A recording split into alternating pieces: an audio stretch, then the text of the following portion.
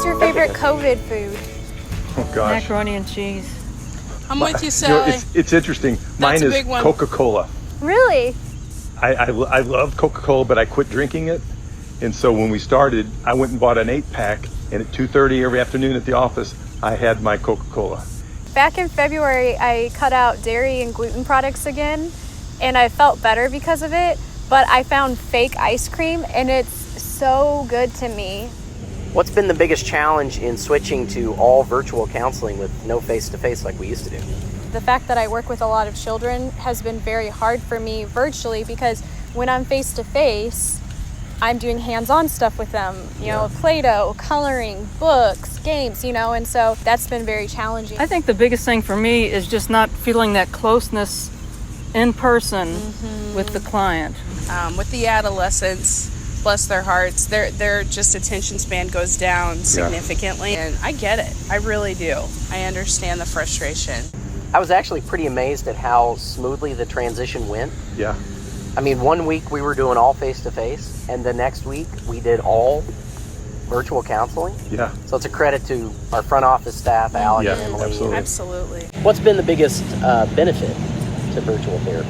I'd say convenience by far for me and for the clients. For me, the great thing has been I can reach more, like, geographically. Yeah, the flexibility part I think is great. Like I might have an afternoon sessions on a certain day, but I go ahead and see one person in the morning and I don't have to drive into the office. Right. So I'm just there at home. We have a session and then I go back in the afternoon. Yeah. Right. Last year our numbers were record numbers.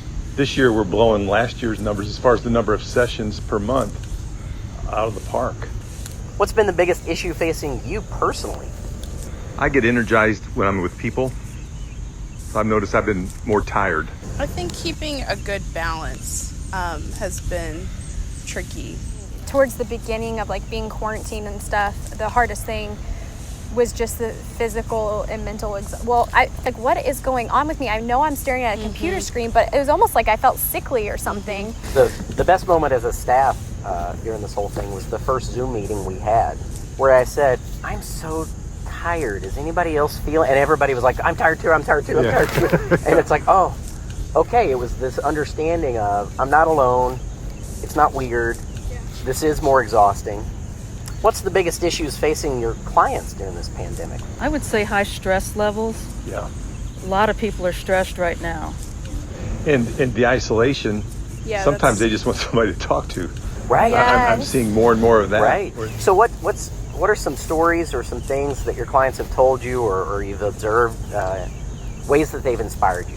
The resilience factor is something that I'm noticing with clients is how they're hanging in there and dealing with things, and the fact that they're coming to counseling Exactly.